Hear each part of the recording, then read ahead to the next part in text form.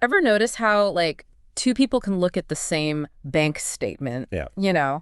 And have totally different reactions? Totally. It's weird, right? That's kind of the territory we're getting into today, like the psychology of money. Yeah. So forget the algorithms and interest rates for a bit. We're diving into Morgan Housel's The Psychology of Money to see how our own, like, experiences shape our financial lives. It's easy, I think, to fall into that trap of thinking about money as this purely logical game. Yeah. Like, if we just crunch the numbers right, Right. we'll win. Yeah. But Housel really challenges that. Yeah. And I think reminds us that our relationship with money is it's deeply personal. Okay. We bring our own baggage, our Yeah. own unique history to every financial decision we make. It's true. It's like you and I could get the same, like, investment advice. Yeah. But our gut reaction might be totally opposite, right? Totally. Just based on if, like, I don't know, one of us lived through a recession or, like, our family business went bankrupt or something. Exactly. Take the story of Ronald Reed. Housel shares this. Okay. Janitor, a gas station attendant, who quietly amasses an $8 million fortune, What? not by winning the lottery, but through patient long-term investing. Yeah. Reed understood the power of compounding, something I think a lot of high-flying financiers often miss. That's wild. It's like we think success is about this, like, secret formula or something, but Reed's story shows it can be as simple or as difficult as, like, consistency and time. Right. And that's where I think Housel's insights get really interesting, because he argues that because those personal experiences are so powerful, they color how we view everything: risk, the stock market, even luck itself. Okay, luck. That feels huge. Is Housel saying we're all just, like, playing roulette with our money? Not exactly. He acknowledges luck's role, both good and bad, and he uses the example of Bill Gates.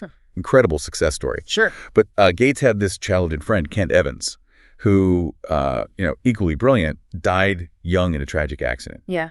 It's just a stark reminder that sometimes, even with the best intentions, the best skills, luck plays a part. It's like that saying, we make plans and God laughs. Yeah, yeah. But then how do we reconcile that with actually, like, trying to make smart financial choices? Right, right.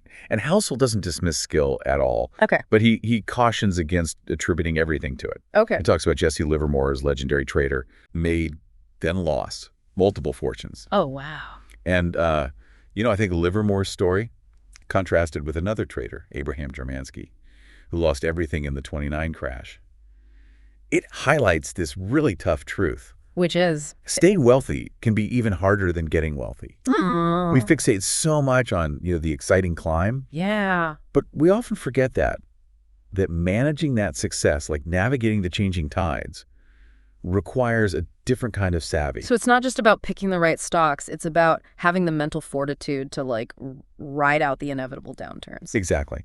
Housel, I think, really wants us to see that success can be deceiving, right? Yeah. It can make us overconfident. Sure. And failure, while brutal, shouldn't lead us to thinking we're doing everything wrong. Right. It's about finding that nuance, that balance. Finding that balance between skill and luck, confidence and caution, Yeah. that feels like walking a tightrope. Yeah. Where do we even begin? All right, so we're not, like, just puppets of fate or whatever. Right. But we can't ignore luck's presence either. right. It makes me think about how we even measure success in the first place. Yeah.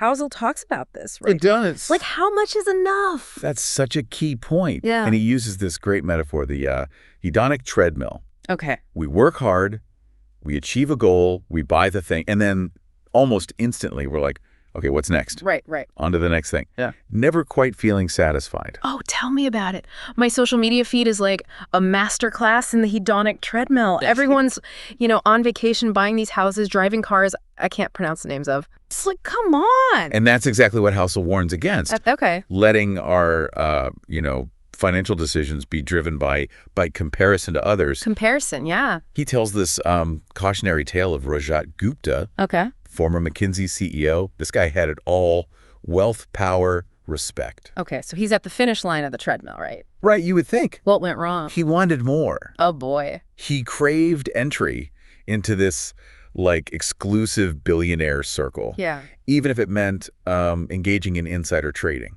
Oh. Which, of course, cost him his reputation, his freedom, way more than money could ever buy back. That's a That's a stark reminder that, like, chasing more just for status Yeah, can lead to some seriously bad decisions. for sure. So if we're, like, wired for this treadmill, how do we hop off? Right. Well, Housel argues that a crucial first step is actually defining enough for ourselves. Okay. And not based on, what others have, but what truly brings us contentment and security. Right. He's not advocating for, austerity or anything, Okay. but for aligning our spending with our values. So it's not about, like, denying yourself nice things. Right. But about being intentional with your money. Exactly. Easier said than done, though, right? Absolutely. Like, how do you even start? Well, there are practical steps you can take. Okay. Housel talks about building what he calls a margin of safety. Margin of safety. Okay. Think of like a financial buffer, a cushion against life's inevitable surprises. Okay, a cushion. Yes. Like, if I suddenly need to, like, I don't know, replace my car's transmission, which, knowing my luck, could be tomorrow. Right.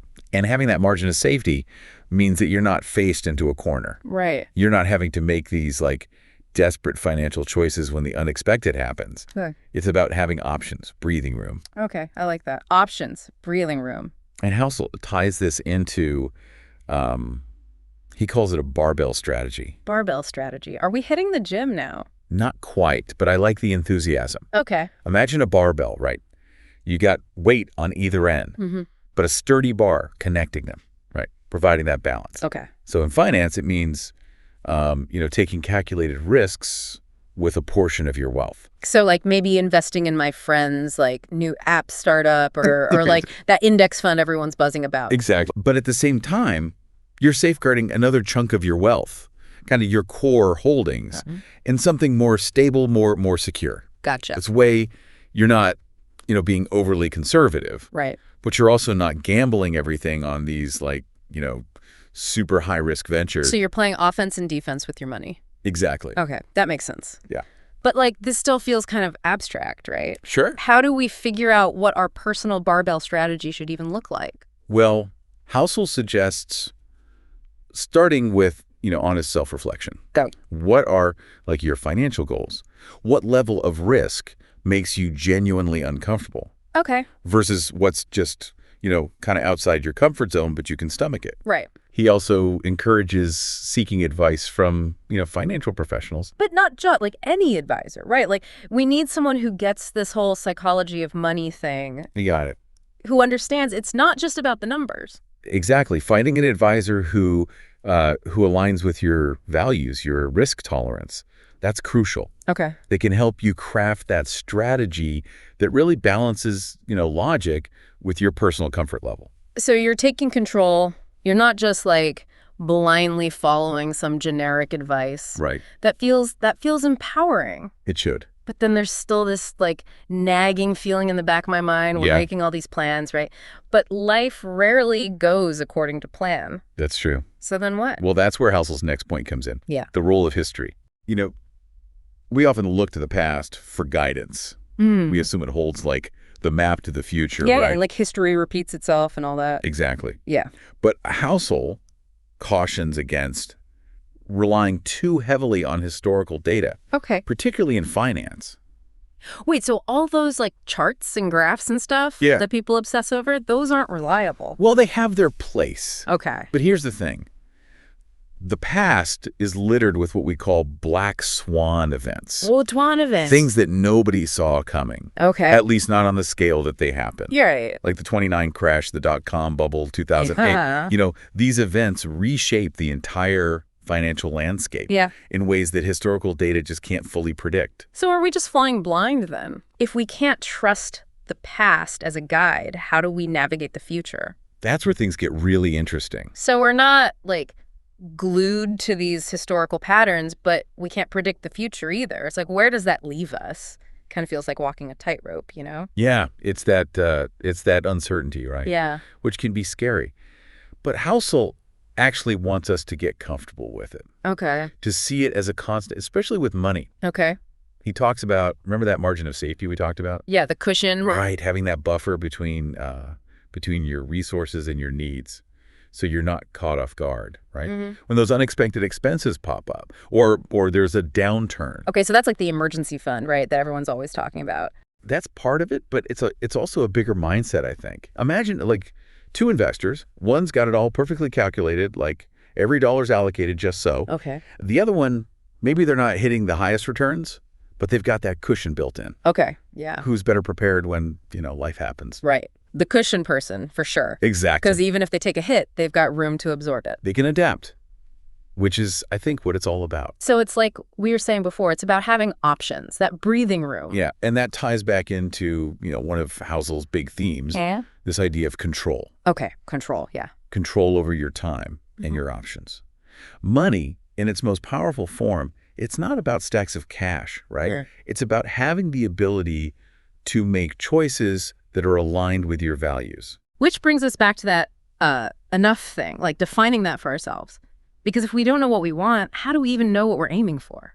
And this is where I think that hedonic treadmill that we were talking about before, it's so dangerous. Because we achieve a goal. You get the raise, you buy the bigger house, whatever it is, and then what happens? Almost instantly, you're on to the next thing. It's like that never-ending cycle, It's like you're never satisfied. Yeah, and you see it everywhere. I mean, especially like social media. Oh, don't even get me started on social media. It's like everyone's always on vacation or buying a Tesla. It makes me feel like I'm doing something wrong. Right, and Housel points out this almost like this paradox. Like, America has become incredibly wealthy as a nation, right? Yeah. But there's not really evidence that we're actually happier than we were, say, in the 1950s when we were much less affluent. That's interesting. We've got more stuff, but are we actually more fulfilled? And I think what Housel's getting at is that we've used our wealth to, buy all these bigger and better things, but often at the cost of something else, control over our time. Oh, I see. Yeah, we're working longer hours. We're constantly, tethered to our phones. There's no separation between work and life anymore. And so, you have more, but you also feel all this pressure, this stress, this lack of freedom. So it circles back to, it's not just about how much you earn, it's how that money actually translates into control over your life, right? Your time, your choices. Exactly. And the best part is that balance, it's going to look different for everyone. Right. There's no one size fits all. Okay. So the key is to be intentional. Exactly. Recognize that true wealth, it's not just a number on a bank statement. It's about aligning your spending with your values, with your priorities. Which, honestly, this whole deep dive into the psychology of money, it's been really eye-opening for me. We've talked about everything from, how our childhood shape our money mindset to, how to deal with risk, even the importance of just, enjoying the ride, right? Yeah. And not just focusing on the destination. Any final words of wisdom for our listeners as they kind of navigate their own financial journeys? I think Housel's parting thought in the book is a really powerful one. He asks this: if you had to choose between being right about your financial decisions and being happy with them, even if they seemed, I don't know, maybe not perfect on paper, which would you choose? Wow, that's a really good question. It makes you think about what's actually important, It's not just about trying to, win at money. Right. It's about living a life that feels authentic. I think that's the ultimate takeaway from the psychology of money. It's like a finance book, not really. It's a book about people.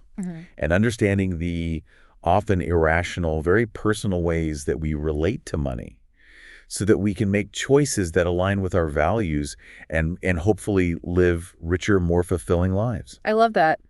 This has been an incredible deep dive into the psychology of money. Thanks for joining us on this journey as we explored all these hidden forces that shape our financial lives. Thanks for having me. And we'll see you next time for another deep dive.